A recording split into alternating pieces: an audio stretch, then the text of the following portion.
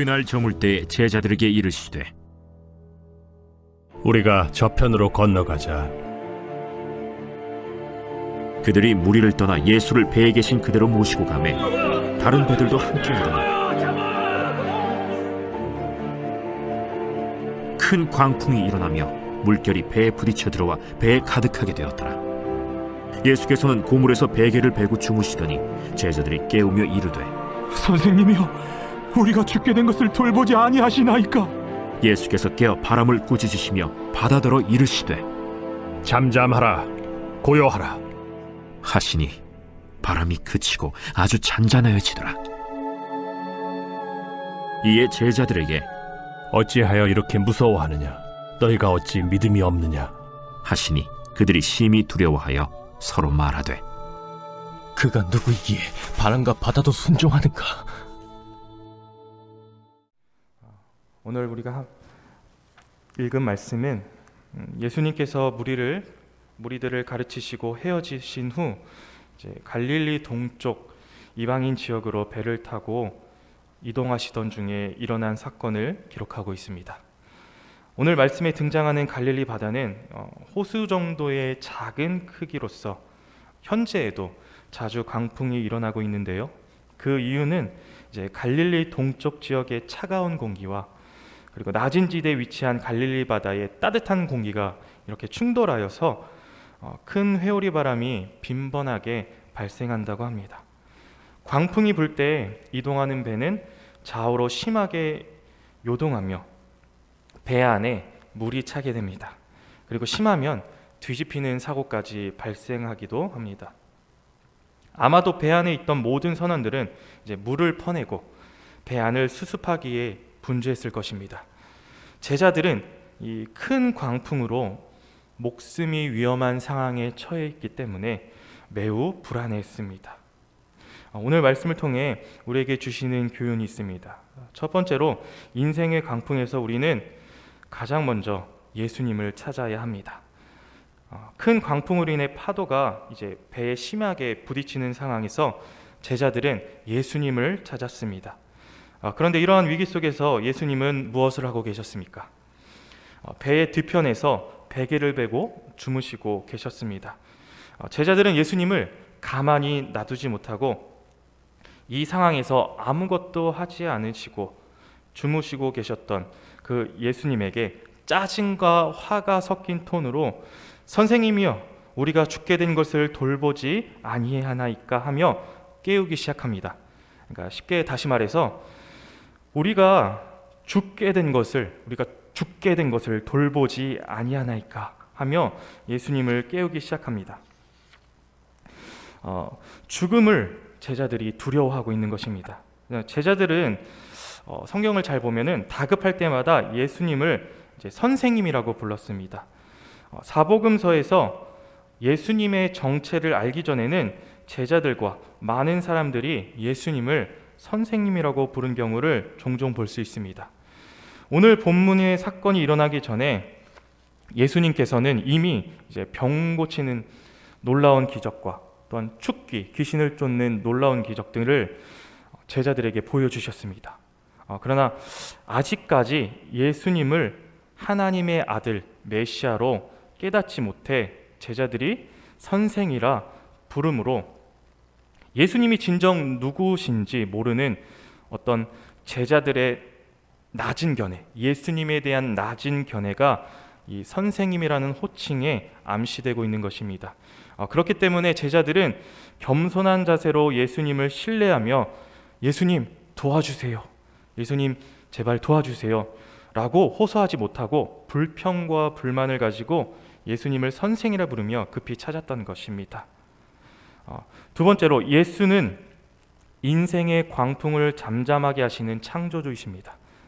예수님께서는 제자들의 불평과 원망 섞인 목소리를 들으시고 광풍의 근원인, 큰 광풍의 근원인 바람을 꾸짖으시고 바람에 요동하는 바다를 향해 잠잠하라고 말씀하십니다.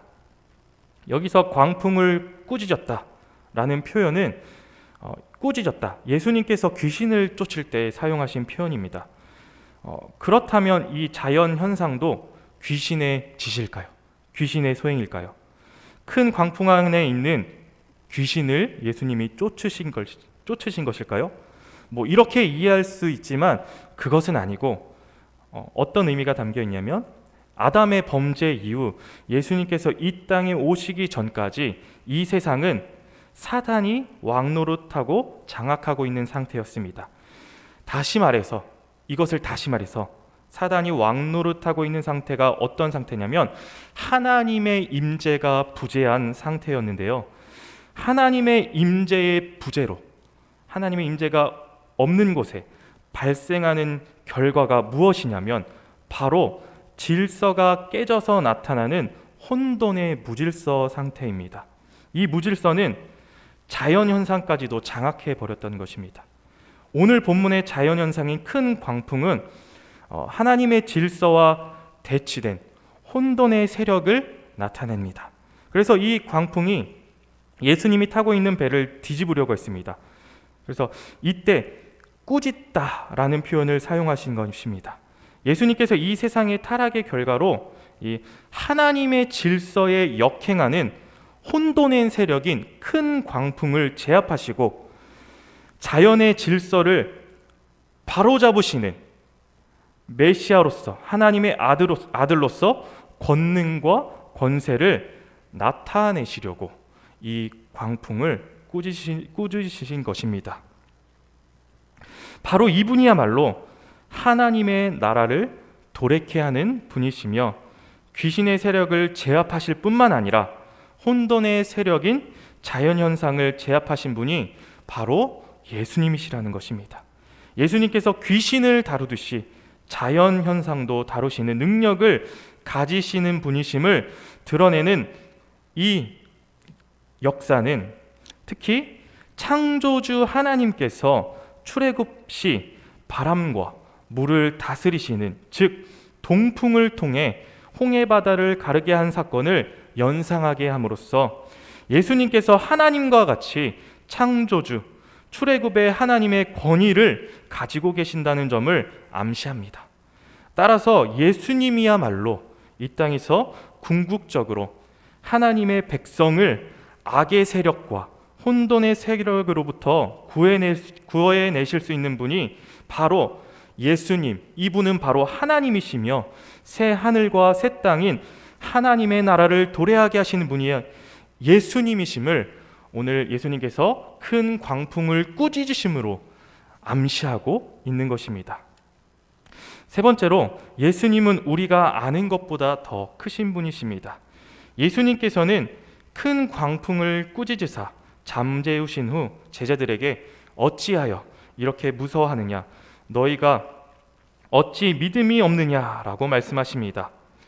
바람과 바다를 다스릴 수 있는 창조주 하나님이 제자들과 동행하며 그들과 함께 배에 타고 계셨지만 그분의 정체와 예수님이 하나님으로서 창조주의 능력을 가지고 계신 분임을 알지 못한 무지에서 비롯한 믿음 없음, 곧 불신앙을 예수님께서 지적하십니다. 제자들은 그동안 자신들과 함께 동행하시며 큰 기적을 행하신 예수님을 신뢰하는 자세로 이 큰 광풍의 문제를 해결해달라고 구해야 함이 마땅했지만 제자들은 이 상황에서 예수님을 뭐라고 불렀습니까? 선생으로 부르며 자신들이 죽게 될 것이라고 절망했습니다. 그리고 예수님께 우리가 죽게 되었는데 당신은 가만히 계십니까? 라고 불평했습니다. 예수님께서 큰 광풍을 해결해 주시는 분으로 믿고 깨운 것이 아니라 그분을 신뢰하지 못하는 불신앙을 가지고 예수님을 깨웠습니다. 재미있는 점은 제자들이 그때까지도 자신들의 불신앙에 대해서 깨달은 것이 아니라 뭐라고 고백하냐면 바람과 바다도 순종하는 분이다 라고 이렇게 고백했습니다. 제자들의 반응이 우리에게 시사하는 바는 제자들은 예수님께서 놀라운 기적을 행하시는 그 현장에 직접 있던 자들임에도 불구하고 예수님의 정체에 관하여 깨닫지 못했음을 오늘 본문이 드러내고 있습니다. 이뿐만 아니라 나중에 예수님의 제자들은 예수님께서 물 위를 걷는 사건에 또 놀랍니다. 오늘 본문의 사건은 제자들이 큰 풍랑의 위기 가운데에 목숨을 잃고 두려워하며 목숨을 잃을 것을 두려워하며 예수님을 불평하며 깨우는 모습을 통해 예수님의 정체에 대한 인식의 부족의 결과가 불신앙임을 가르쳐 주고 있습니다. 그러나 제자들이 알고 있던 예수님은 그들이 알고 있던 그 이상의 하나님이셨습니다. 이분은 창조주 하나님이셨습니다. 예수님의 제자들은 생명을 위협하는 큰 광풍을 마주할 때 예수님을 찾았고 겸손함과 신뢰함을 가지고 예수님을 찾은 것이 아니었습니다. 제자들은 불신앙으로 예수님을 깨웠지만 예수님은 제자들의 요구를 들어주셨습니다. 예수님이 이 땅에서 병을 고치시고 귀신을 쫓아내셨으며 뿐만 아니라 사람이 감히 시도조차 흉내조차 낼 수 없는 자연현상을 다스리시는 창조주 하나님이십니다. 마귀뿐만 아니라 바람을 꾸짖으십니다. 오늘 이 사건을 통해 이 세상의 모든 질서의 회복이 예수님께 있으며 그분이 바로 이 세상을 창조하신 창조주 하나님이심을 우리가 깨달아야 할 것입니다. 그렇다면 우리가 믿는 예수님은 자연현상을 통제하시는 예수님이 우리 인생에 찾아오는 피할 수 없는 큰 광풍을 충분히 잠재우시고 남는 분이심을 우리 성도님들은 믿으십니까? 그분은 온 세상 만물을 창조하시고 나라는 존재를 이 땅에 창조하신 창조주 하나님이십니다. 그분은 우리를 향한 계획과 목적을 가지고 계십니다. 두려워하고 불평하는 제자들이 큰 광풍에 빠져 죽었다면 하나님 나라를 전하는 사명을 감당할 수 없었듯이 택하신 자녀를 향한 계획이 있으시기에 인생의 큰 광풍에 우리를 죽게 놔두시지 않으십니다. 그래서 결코 우리는 무너지지 않습니다. 영원한 새 하늘, 새 땅에 들어가기까지 우리를 인도하시는 분이 창조주 예수님이십니다. 오늘 예수님은 큰 광풍을 우리에게 허락해 주시는 이유가 우리의 믿음을 점검하게 하시며 우리에게 우리 자신이 누구인지 또한 우리에게 예수님이 누구신지 알려주기 위함입니다. 그가 누구이기에 바람과 바다도 순종하는가라고 우리가 예수님을 알게 될 때에 놀라게 될 것입니다. 제자들은 큰 광풍을 통해 이렇게 고백했습니다. 예수님은 우리가 아는 것보다 더 크신 하나님이십니다. 창조주여, 구원자이신 하나님, 큰 광풍을 꾸짖고 통제하시는 분은 창조주 예수시며 그분이 우리의 인생의 배 위에 함께 동승하고 계십니다. 때로는 그분이 주무시는 것 같아도 걱정할 필요가 없습니다. 오늘도 우리의 직장, 사업, 자식의 문제, 진로, 재정의 문제, 관계의 문제, 배우자의 문제, 자녀의 문제 등 큰 광풍으로 두려워하고 있는 성도들에게 어찌하여 이렇게 무서워하느냐, 내가 어찌 믿음이 없느냐 라고 말씀하고 계십니다. 그때마다 이 큰 광풍 치는 바다 가운데 떠 있는 우리 자신이라는 인생의 배에 예수가 함께 타고 계심을 기억하십시오. 그리고 큰 광풍을 담대하게 맞이하십시오. 이 큰 광풍을 맞이하는 그때는 내가 믿었던 예수님이 얼마나 위대하고 놀라운 분이신지 깨닫게 하는 연단의 과정임을 또한 기억하십시오. 그래서 믿음으로 나와 함께 하시는 예수님을 신뢰하면서 우리는 어떠한 큰 광풍도 넉넉히 이겨낼 수 있는 하나님의 자녀, 성도, 백성임을 반드시 기억하십시오. 오늘 우리에게 주신 말씀을 통해 오늘 하루도 우리에게 닥친 큰 광풍을 이겨낼 수 있습니다. 주님과 함께하면 주님이 주무시고 계신 것 같아도 주님은 다 보고 계시고 우리를 도와주시는 분이십니다 라는 사실을 우리가 믿음으로 기억하시면서 오늘 하루도 넉넉히 이겨내는 복된 하루가 되시길 간절히 축원합니다. 기도하겠습니다. 하나님 아버지, 어느 인생에도 큰 광풍이 불지 않는 그런 인생은 없음을 우리가 다시 한번 생각합니다. 하나님, 큰 광풍이 찾아올 때에 우리와 함께 계시고 주님께서는 주무시는 것 같지만 우리를 지키시고 창조주 하나님이심을 우리 인생 가운데에 드러내십니다. 그때가 바로 큰 광풍이 불 때임을 우리가 기억하게 하여 주옵소서. 오늘도 크고 작은 광풍 가운데 우리가 낙심하고 실망치 않고 불신하는 것이 아니라 오히려 하나님을 신뢰하고 예수님을 더 알아가는 기회다라는 기쁨을 가지고 맞이하게 하여 주옵소서. 예수님 이름으로 기도합니다. 아멘. 우리를 향한 주님의 뜻을 이루셔서 100대 기도문, 주일 교회 지도자들을 위해, 월요일 건축에 앞장선 지도자를 위해 5페이지입니다. 하나님의 보내심을 받은 종으로서 주님의 뜻만을 추구하며 이루어가는 목자가 되게 하시고 남양주 일대와 민족과 세계를 살리는 지도자가 되게 하옵소서. 성령의 능력과 말씀이 충만한 교회가 되도록 이끌어갈 영적 지도력을 더하여 주셔서 새로운 시대를 여는 영적 지도자가 되게 하옵소서. 담임 목사님에게 영육간의 강건함을 허락하시고 성령 충만으로 사역을 감당하게 하옵소서. 맡겨주신 사역을 감당하실 때 하늘의 지혜와 능력으로 붙잡아 주시고 온 교회에 주님의 비전을 세워가기에 부족함 없이 능히 감당하게 하옵소서.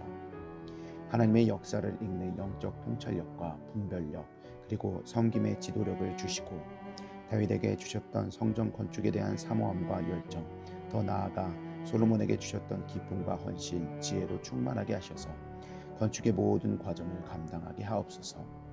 주님의 영광스러운 몸된 교회를 위해 앞장서서 섬기시는 장로님들에게 독수리 날개치며 올라감 같은 피곤치 않는 세임과 능력을 주시고 가정과 생업 위에 주님의 은혜를 넘치도록 부어 주옵소서.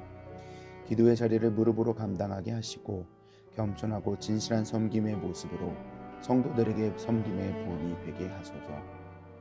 장로님들이 먼저 풍성한 은혜를 체험하게 하시고 기도한 눈물과 헌신의 역사가 이루어지게 하옵소서.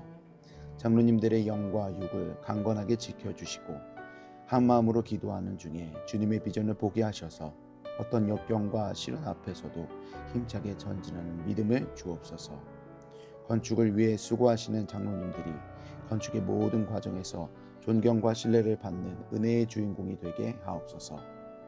안수 지사님과 권사님에게 자원하는 심령을 물붓듯이 부어주셔서 헌신과 충성으로 섬기게 하시고 성전 건축의 모든 과정이 기도와 무릎으로 세워지는 교회 되게 하옵소서.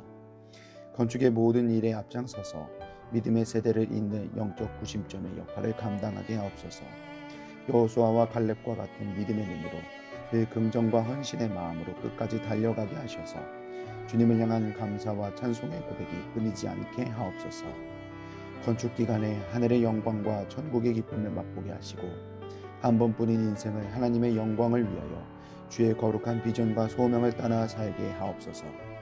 믿음의 기초 위에 기도와 헌신의 벽돌을 쌓아 올리며 주님의 몸된 교회를 이루어가게 하시고 안수 지사님, 권사님들의 가정과 생업 위에 주님의 은혜와 보호하심이 넘쳐나게 하옵소서. 건축을 위해 가장 앞장서서 섬기시는 건축위원장 장로님께 영육간의 강건함을 허락해 주옵소서.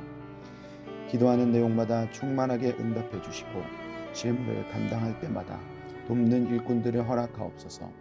기초를 닦고 뼈대를 세우며 공간을 아름답게 채워나가는 모든 과정에서 건축위원회와 모든 업체를 잘 조율할 수 있는 지혜와 지도력을 주옵소서. 시대를 읽는 통찰력과 통정적 사고, 다음 세대를 볼 수 있는 눈, 그리고 작은 일을 보는 눈도 주옵소서. 맡겨주신 일을 끝까지 감당할 수 있는 건강을 주시고 가정 가운데 은혜와 사랑이 충만케 하셔서 거룩한 일에 앞장서는 은혜가 있게 하옵소서.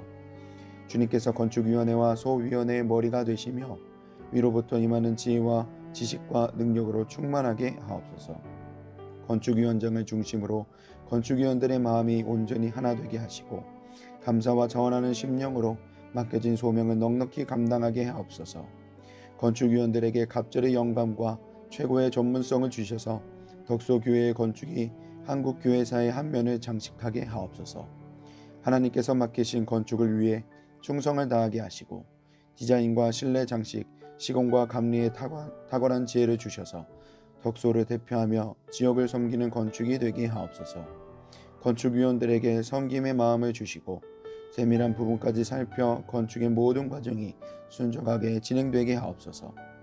건축 과정이 소위원들 모두의 기쁨이 되고 날마다 기적을 체험하는 은혜가 있게 하시며 모든 과정이 부담이 아닌 축복임을 깨달아 늘 감사한 마음으로 진행하게 하옵소서. 소위원들에게 건축에 관한 이해력과 지식을 주셔서 모든 일이 물 흐르듯 은혜롭게 진행되게 하시고 비전과 통찰력을 주셔서 향후 펼쳐나갈 교회의 사역들을 지혜롭게 준비하게 하옵소서. 소위원들이 하나 되게 하시고 시공과 감리를 잘 조정하며 공사 현장을 잘 관리하여 모범적인 건축 현장이 되게 하셔서 경제성, 실용성, 기능성을 살린 아름다운 건축을 이루게 하옵소서. 실무를 감당할 때 성실과 희생, 모범을 모이며 기쁨과 평안으로 잘 감당케 하시고 아주 작은 부분까지 하나도 놓치지 않게 하옵소서. 개인의 주장이나 이기심이 조금도 틈타지 못하도록 늘 기도하며 겸손한 마음으로 섬기게 하옵소서. 예수님의 이름으로 기도하옵나이다. 아멘.